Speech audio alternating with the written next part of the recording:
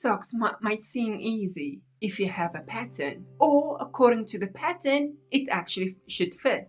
But what I have learned, sometimes custom is the only way to go. This will give you a lot of options. And in today's video, I'll be going through one of the most easiest straightforward methods I could think of that requires 2 straight needles to be able to knit with. As a standard customized person that prefers everything custom or handmade, I know where to begin. First things first, the measurements. For knitting socks, it is as simple as the length of your foot,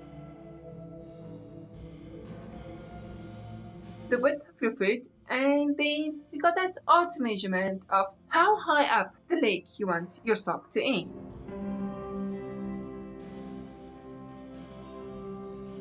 Three measurements. If you think that's all you need, you're wrong. Then we get the option of what size yarn you're gonna need, what needles are you gonna use, and any good pattern creator in the knitting and crocheting world will give you a tensioning swatch, how many stitches they added and how many rows they knitted or crocheted to be able to get a 10 by 10 centimeter square. I also, as any person that understands altering a pattern requires a swatch beforehand. I was a good little girl and I made my swatch with the yarn and needle sizes I plan to knit with. My stitches end up being 27 stitches, where I end up getting 9.4 centimeters wide with a total rows of 39 rows for a 10 centimeter thing. The materials I used was extremely fine yarn, which I basically created long crochet chains to be able to knit with it, making my yarn 3 plies, which gave me where I needed the needle size of 2.25 centimeters. And because I'm planning on doing rib, I'll be needing 2 millimeters. Because I had to change the thickness of my yarn, I made a ball of yarn. And for those that actually have feline fur balls running around your house where you are planning on knitting, please be advised to keep your yarn balls away from your precious little fur balls. You don't want to run around trying to find it.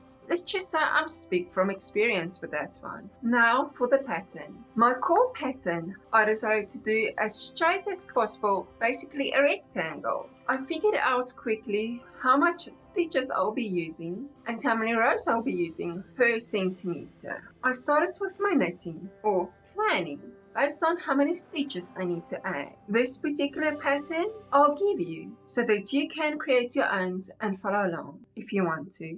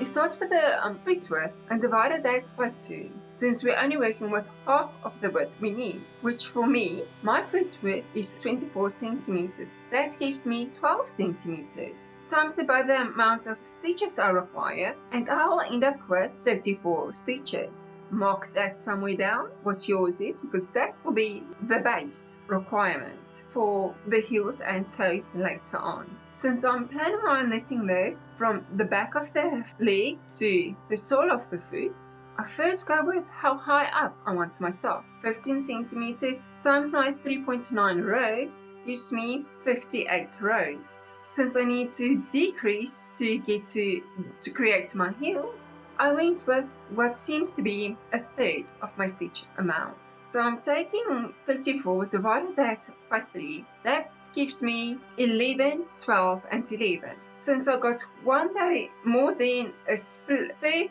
or a pack, since I got a stitching amount that doesn't divide equally, I added to what would be considered the stitches remaining for the heel. I'm planning on decreasing a stitch at each end when I'm in the knit row and just do a plain purl without decreases or increases. This will give me to go from my 34 stitches down to my 12 stitches, a total of 22 rows. And then I'll be increasing at each end by the knitting rows, which will be another 22 rows. For the sole of the foot, I will have to go and take my 23 centimeters times that with the 3.9, 90 rows. But from that 90 rows, 22 rows needs to come from the heel. And I'm doing half of the width or half of the amount of rows that I use for the heels to create my toes. So that's another 12 rows. That gives me in total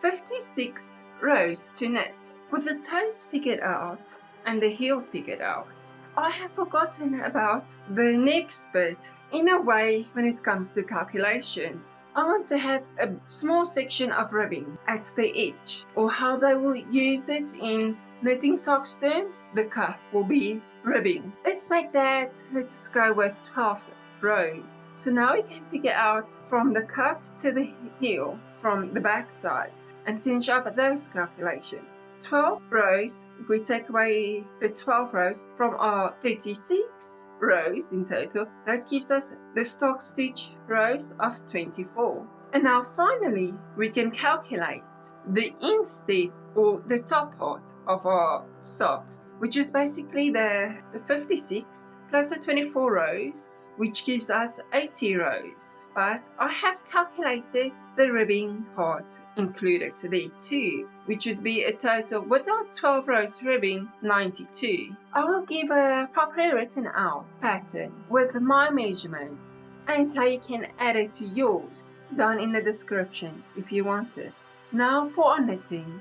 you can cast on knitwise or purlwise. Since a ribbing that I'm starting with, using my 2mm needles, it will be cast on knitwise a stitch, cast on purlwise a stitch, and repeat it a knit cast on and a purl cast on, then a knit cast on, then a purl cast on, until I got my 34 stitches. Then it will be my rib, which is the next bit to do. Knit a stitch and purl a stitch, which means this is a 1x1 ribbing for 12 rows.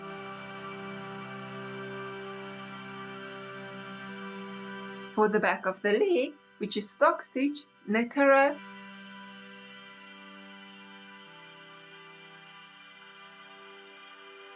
purl a row, which we have calculated.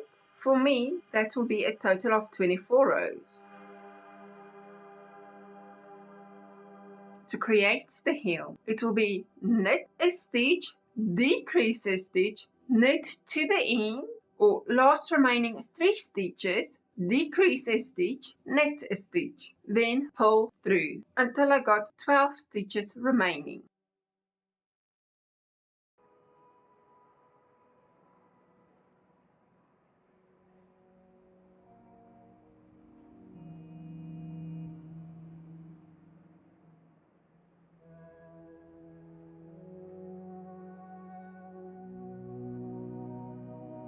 Then it's knit a stitch, make a stitch, knit to the last stitch, make a stitch, knit a stitch, then pull through.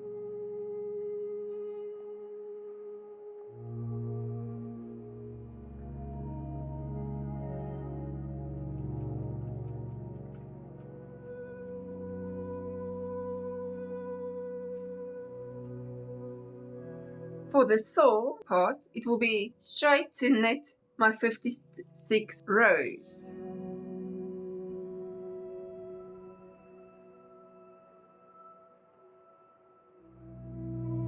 Then for the toes, we repeat basically what we did for the heels. Knit a stitch, decrease the stitch, knit to last 3 stitches, decrease the stitch, knit a stitch, and then pull. Repeat those 2 rows for a total of 6 times.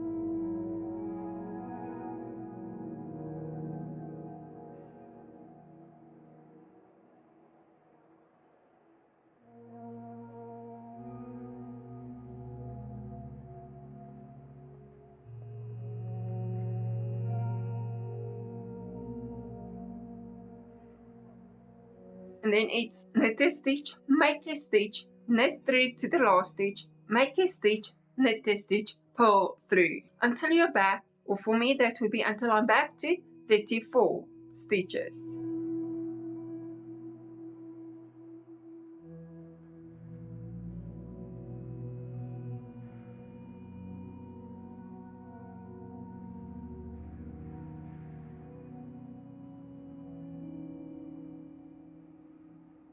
Then it's knit a total of 80 stitches.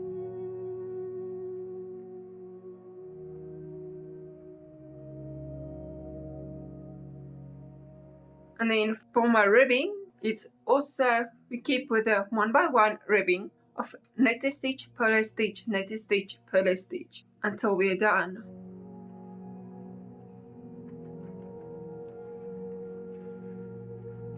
Something that I've recently learned is one can also, like you can cast on knitwise and purlwise, you can cast off knitwise and purlwise. So cast off, we'll knit the stitch, pull a stitch, then it's take the stitch at the back, throw it off, knit a stitch, throw the purl stitch over the knitted stitch off, purl a stitch, throw the knitted stitch off, over and off by the purl stitch or knitted stitch, and continue on until you are done. At this point it looks like a rectangle. You've made a rectangle with 4 triangles in a way cut out, which is now where we will be sewing our socks together, starting with the heel, because the heel are the one that's just out there doing nothing, starting where you have to fold the fabric and only sew the bit that you have knitted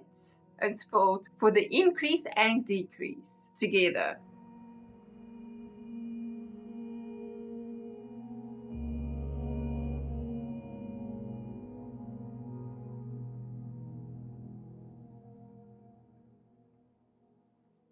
Then once that is done, you'll be sewing the remaining of the socks together, starting at the toe and stitch it together all the way to the cuff at the cast on and cast off rows.